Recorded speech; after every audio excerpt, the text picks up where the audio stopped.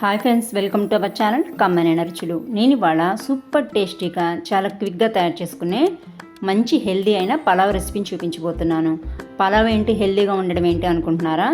నిజంగానే నేను చూపించబోయే పలావ్ రెసిపీ వల్ల హెయిర్ ఫాల్ తగ్గుతుంది, ఒంటికి కావాల్సిన ఫైబర్ అంతా లభిస్తుంది. ఎందుకంటే నేను ఈ పలావ్ని ఫుల్ ప్రోటీన్ ఉండే గ్రీన్ పీస్తో తయారు చేస్తున్నాను కాబట్టి హెయిర్ ఫాల్కి బాగా యూజ్ అవుతుంది. టేస్ట్ అయితే సూపర్గా ఉంటుంది, చాలా క్విక్గా కూడా తయారు చేసుకోవచ్చు.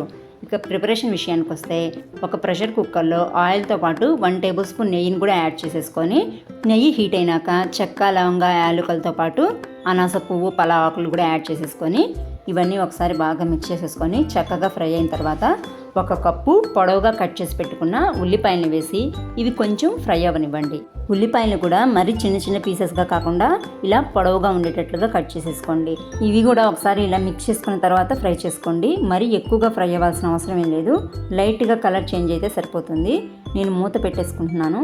మూత పెట్టేసుకోవడం వల్ల కొంచెం క్విక్గా ఫ్రై అయిపోతాయి కదా, చూసారా? ఈ రకంగా ఫ్రై అయితే సరిపోతుంది. ఇప్పుడు పొడవుగా కట్ చేసి పెట్టుకున్న 4 పచ్చిమిర్చి, కొంచెం పెద్ద సైజు ముక్కలుగా కట్ చేసి పెట్టుకున్న 2 టమాటాలని కూడా యాడ్ చేసేసుకొని ఒకసారి బాగా మిక్స్ చేసేసుకొని ఇంకొంచెం సేపు ఫ్రై అవ్వనివ్వండి.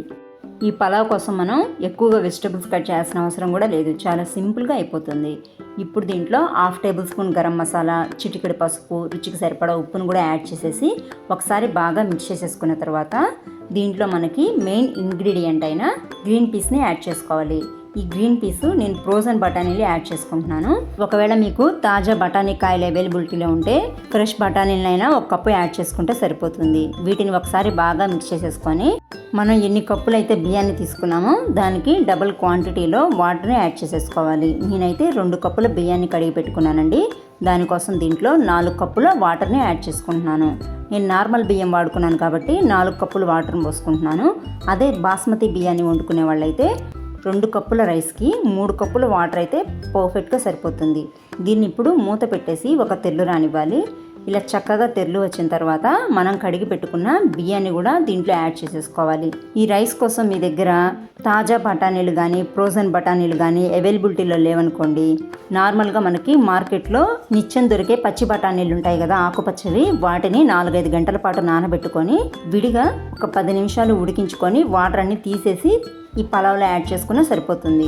కానీ డైరెక్ట్గా మాత్రం యాడ్ చేసుకోవద్దు, ఎందుకంటే బఠానీళ్ళు కాస్త ఉడికిన తర్వాత మాత్రమే ఈ పలావ్లో వాడాలి. అప్పుడే మసాలాలన్నీ వాటికి పట్టి మరీ మెత్తగా అయిపోకుండా సరైన కన్సిస్టెన్సీలో ఉడుకుతాయి.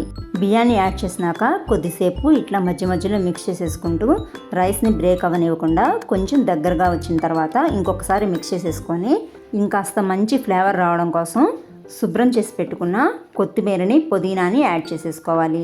ఆ తర్వాత కుక్కర్ మీద మూత పెట్టేసి హై ఫ్లేమ్లో జస్ట్ ఒకే ఒక్క విజిల్ రానియండి, అంతకు మించి అవసరం లేదు. ఈ రైస్ ఎంత టేస్ట్గా సూపర్గా ఉంటుందో అన్ని రకాల హెల్త్ బెనిఫిట్స్ కూడా ఉంటాయి. అంతేకాకుండా దీన్ని ఎక్కువ హడావిడి లేకుండా చాలా సింపుల్గా క్విక్గా తయారు చేసేసుకోవచ్చు. లంచ్ బాక్స్కైనా వీకెండ్స్కైనా సూపర్గా సూట్ అవుతుంది. చూసారా పలావ్ ఎంత చక్కగా పొడి పొడిగా సూపర్ క్విక్గా తయారైపోయిందో. ఇక టేస్ట్ విషయానికి వస్తే మాటల్లో చెప్పలేమండి, అంత సూపర్గా ఉంటుంది. దీంట్లో కుర్మా అవసరం లేదండి, అచ్చం ఇలా తిన్నా కానీ బాగుంటుంది, లేదా రైతాతో అయినా సూపర్గా ఉంటుంది. బోలెడని హెల్త్ బెనిఫిట్స్ ఉండే గ్రీన్ పీస్ని కేవలం సైడ్ ఇంగ్రీడియంట్గా మాత్రమే పరిమితం చేయకుండా ఇట్లా మెయిన్గా వాడి మంచి టేస్టీ అండ్ హెల్దీ అయిన రైస్ని ప్రిపేర్ చేసుకోండి. వీడియో నచ్చితే లైక్ చేయండి, షేర్ చేయండి. ఇలాంటి రెసిపీస్ కోసం ఛానల్ని సబ్స్క్రైబ్ చేసుకోండి. Thanks for watching.